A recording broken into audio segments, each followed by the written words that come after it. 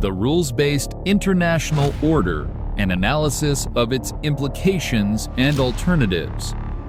The concept of an international order based on rules is nebulous by design, not explicitly codified in any legal document or treaty. Instead, it operates through a casuistic interpretation of events, often tailored to fit Western strategic interests, which some critics argue are artificially constructed or based on misrepresentations.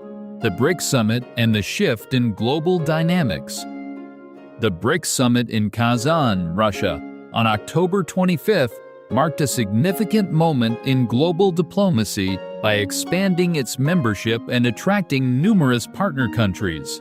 This meeting not only included Brazil, Russia, India, China, and South Africa, but also welcomed Egypt, Ethiopia, the United Arab Emirates, and Iran as new members. The presence of countries like Algeria, Belarus, and even NATO member Turkey indicates a broad coalition forming against the prevailing Western-centric rules-based order.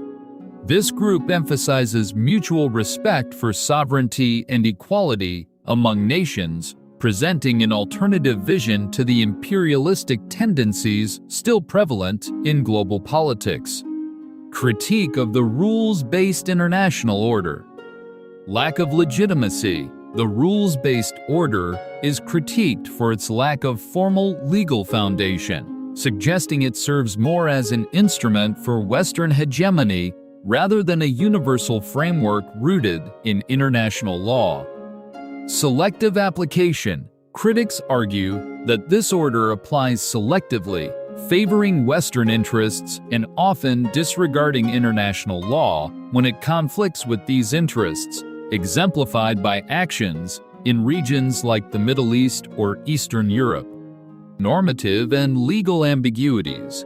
The term rules-based itself is seen by some as too vague, especially when contrasted with the more concrete legal obligations under international law.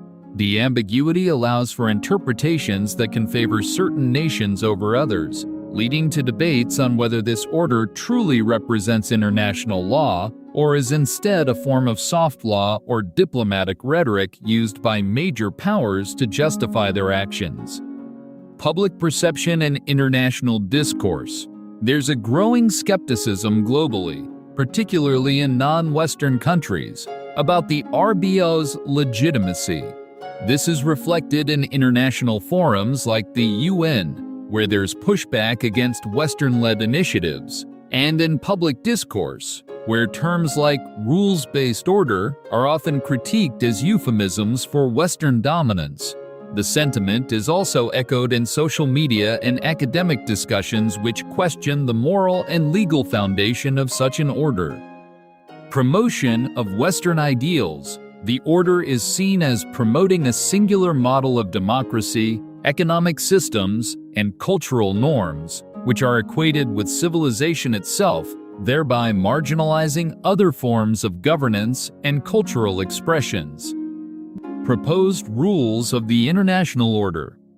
A satirical or critical take on the rules-based international order might include exceptionalism. The U.S. is seen as the guiding force, where its actions are considered exceptional and beyond conventional international norms.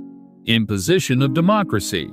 There's a perceived duty to impose a specific form of democracy globally, often disregarding local political contexts under the guise of market freedom. Containment of rival powers. Any nation or group that could challenge Western dominance is to be contained or destabilized.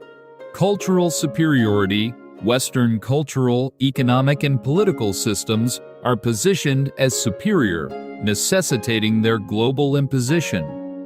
Justification for war. War is seen as a legitimate tool for defending Western interests, with peace defined narrowly as post-war stability under Western terms. NATO's global role. NATO is portrayed as the only legitimate military alliance, with its operations justified beyond its traditional boundaries. Resource control.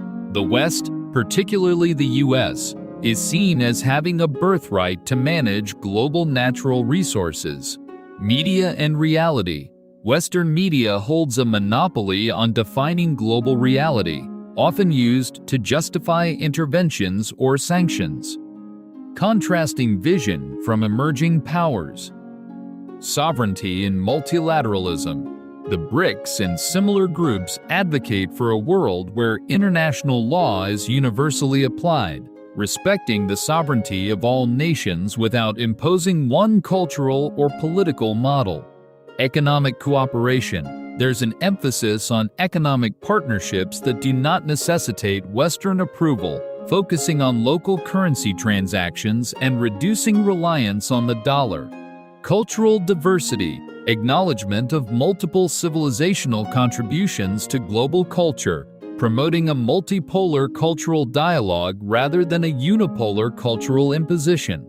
Conclusion. The discourse around the rules-based international order reveals a significant divide in global politics. While the West continues to push for its version of global governance, the rise of groups like BRICS signals a pushback towards a more balanced, multipolar world where international law, rather than selectively applied rules, governs international relations.